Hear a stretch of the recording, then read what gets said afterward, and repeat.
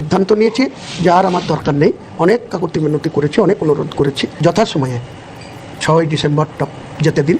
20শে ডিসেম্বরের মধ্যে আমি আমার যে দল, সেই দল ওপেন ডিক্লেয়ার করব। যে দলের নদীয়ার একটা অংশ, এমনকি উত্তর 24 পরগনারও কিছু কিছু পকেটে আমি প্রার্থী দেব। আর অনেকেই আমাকে প্রস্তাব করেছে যে আমি দল ওপেন করলে আমার সঙ্গে তারা জোটবদ্ধভাবে লড়তে চাই 26-এর বিধানসভা। আমি সিট শেয়ারিং করবো, একা লড়বো না, এইটুকু বলতে পারি। সিট শেয়ারিং করবে? অবশ্যই। তাদের নীতি আলাদা। তাদের চিরদিন, আমি যতদিন পলিটিক্স করেছি, লেফট ফ্রন্টের বিরুদ্ধে উচ্চারণ করেছি। হুমায়ুন কবির টিএমসির অন্যতম প্রবীণ নেতা, অনেক পুরনো দিনের সহকর্মী, যিনি এখন বর্তমানে বিধায়ক, এবং তিনি সম্ভবত ডোমকল থেকে রয়েছেন, রেজিনগর থেকে দাঁড়িয়েছেন। তো এরকম একটা পরিচিত মুখ, তিনি নাকি টিএমসি ছাড়ছেন এবং 20শে ডিসেম্বরের মধ্যে একটা নতুন দল ফর্ম করবেন এবং সেটা 6ই ডিসেম্বর থেকে প্রসেস শুরু করবেন। ব্যাপারটা আমার কাছে খুবই অদ্ভুত লাগলো যে হুমায়ুন কবিরের মতো একজন প্রবীণ নেতা তিনি দলটা ছেড়ে দিচ্ছেন এবং তিনি যথেষ্ট অ্যাক্টিভ, যার ওই পার্টিকুলার জোন থেকে যথেষ্ট তার অ্যাক্টিভিটি রয়েছে, পপুলারিটি রয়েছে এবং তিনি খুব স্পষ্ট বক্তা। যখন যা ঘটেছে, যে কোনো ইনসিডেন্ট, যে কোনো কন্ট্রোভার্সিতে নিজের মতামত রাখতে কখনো পিছপা হননি।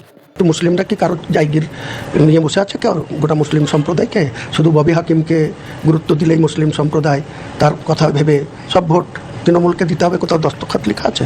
এই যে তুলাবাজ নীলিমেশ বিশ্বাস, সে মদ খেয়ে, সে ডোমকলের গড়াইমারিতে তার বাড়ি ছিল, সে বহরমপুরে এসে আগে সিপিএম করতো, শেখর স্যার ক্লোজ ছিল, এখানে ঋতব্রত বন্দ্যোপাধ্যায় সিপিএম করতো, সবাই জানেন আপনারা। সে আইনটিটিউর সভাপতি, তাকে সুবোধ দাস পুরনো তৃণমূল, তাকে সরিয়ে ওই নীলিমেশকে করেছে। তা সে ওপেন বলছে আমি ঋতব্রতকে মাসে মাসে মান্থলি দিতে হয়। কাজেই মুর্শিদাবাদের মানুষের এটাই দুর্ভাগ্য যে তৃণমূলকে ভোটও দেবে, আবার মান্থলি টাকাও দিতে হবে, পাঠাতে হবে। আমি এইটার বিরুদ্ধে সোচ্চার হচ্ছি। দল পশ্চিমবঙ্গের রুলিং পার্টি টিএমসি দলটা আসলে এত বহরে বেড়ে গেছে যে তার একদম টপ লেভেলে যে নির্দিষ্ট সিট আছে, লাইক এমএলএ 294, এমপি 42, এই সংখ্যাটা তো আর বাড়ছে না, কিন্তু নিচে কর্মীর সংখ্যা বলুন, নিচে নেতাদের সংখ্যা বলুন, ভুইপুর নেতা, ছোট বড় সব রকম নেতা এত বেড়ে গেছে যে তাদেরকে কোথায় কোন পজিশনে দেবে সেটা একটা বড় অনিশ্চয়তা। এবং তার সাথে কে কার কথা শুনছে না শুনছে সেটাও সবসময় হয়তো সুপারভাইজ করা সম্ভব হয়ে উঠছে না। শৃঙ্খলা কমিটি নামক একটা উপদেষ্টা কমিটি রয়েছে, বাট তারা যে সবসময় সবটা মেনে চলছে তার কোনো ঠিক নেই।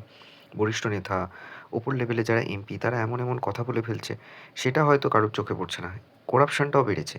তো সেখানে ধরা যাক কাটমানি বলুন বা যে কোনো ধরনের যে চুরি, লাইক সেটা ভোট চুরি, বালি চুরি, মাটি চুরি, এরকম ঘটনাগুলোও তো ঘটছে। সেটা কখনো কখনো তদন্ত হয়, কখনো কখনো সামনে আসে, আবার ধামাচাপা পড়ে যায়।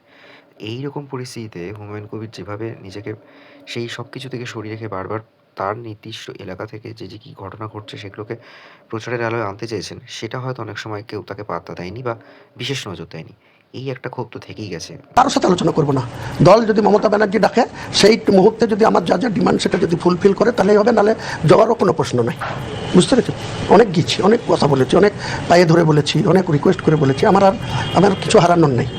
আমার কিছু হারার নাই। যারা জমিদারি করে চলছে তাদের কি হারাবে তারা বুঝতে পারবে 2026-এর কাউন্টিংয়ের দিনে। সাম্প্রতিককালে আরজিকর ইস্যু থেকে শুরু করে যা যা ঘটনা ঘটেছে, সেটা সন্দেশখালী হতে পারে, মেয়েদের ওপর অত্যাচার হতে পারে, বা যে কোনো করাপশান, চাকরি চুরি, এসএসসি যে স্ক্যাম হলো, সেই সব বিষয়ে এই হুমায়ুন কবির কিন্তু মুখ খুলেছিলেন এবং তাকে কখনো কখনো সাসপেন্ডও করতে হয়েছে দলকে, দলবিরোধী কথা বললে যা হয়। আর কখনো কখনো দেখা যায় যে দলের মুখপাত্র ঘোষবাবু, তিনি যাই ঘটে যাক না কেন, কীভাবে সেখান থেকে পলিটিক্স জেনারেট করা যায় সেটা নিয়েই তিনি ভেবে গেছেন। তাই তিনি ভালো মানুষ। এমতাবস্থায় হুমায়ুন কবির যদি দল ছাড়ে, তার সঙ্গে তো ডেফিনেটলি তার কিছু অনুগামী তো যাবেই এবং তিনি অ্যালায়েন্স করে বিভিন্ন জেলা, 4-5টা জেলা ঠিক করেছে, বড় বড় জেলা, নদিয়া, উত্তর চব্বিশ পরগনা, মুর্শিদাবাদ, উত্তর দিনাজপুর, নর্থ বেঙ্গলের কিছু কিছু জায়গাতেও তিনি সিট ক্যান্ডিডেট দেবেন, অ্যালায়েন্স করে। তাহলে সেক্ষেত্রে বোঝা যাচ্ছে যে এটা ভোট কাটাকাটি বলুন বা ওভারঅল তার অ্যালায়েন্সে কারা কারা তাকে সম্মতি দিচ্ছে বা তাকে স্বাগত জানাচ্ছে, এটা একটা বড় বিষয়। তবে আজকে দেখলাম যে রুলিং পার্টির অপোজিটে যারা অপোনেন্টে রয়েছে বিজেপি, তারা তাকে স্বাগত জানিয়েছে। যদি মনে করে বিজেপিতে তাকে জয়েন করতে দেখা যেতে পারে, তবে তিনি সেটা করবেন না।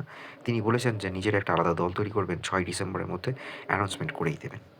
খুব ভালোবাসতাম, এখন হুমায়ুন কবির যা করছে আমাদের দলের ক্ষতি করে দিচ্ছে, কাজেই তাকে খাতির করব না। আরে হুমায়ুন কবির দলের ক্ষতিও করতে পারে, দলকে জিতাতেও পারে। তা তোরা কোন কাজটা করতে পারিস? ওই বালির ঘাট থেকে ডেলি টাকা তুলতে পারিস, এর বেশি তো তোদের কোনো ক্রেডিট নাই। বালির ঘাট থেকে তুলে থানার ওসি, তুই জেলা সভাপতির কাছে কত করে ভাগ পাঠাস। হুমায়ুন কবির যেদিন বিরোধীতে যাবে না, তখন একবারে রেকর্ড মাইক ধরবো, তা 1 ঘন্টা 30 মিনিট করে পুরো নাম ধরে ধরে কে কত লেভেলের চোর, কে কত তুলাবাজ যখন ফাঁস করবো, ভোট এমনি দিয়ে দেবে। আমি এমনি বলেছি তো যে এই 5 জন নেতা, শ্রীমান অপূর্ব সরকার, শ্রীমান বিশ্বদেব কর্মকার, যার বুথে 64টা ভোট পেয়েছে, সে আবার জেলার যুব সভাপতি। এই আমাদের আনারুল ইসলাম ছিল, তার বুথে কত ভোট পেয়েছিল 21-এ দেখে নেন।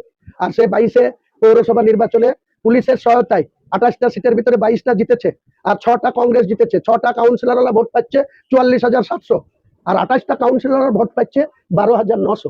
তারা আমাদেরকে নেতৃত্ব দেবে, তারা আমাকে উপদেশ দিবে।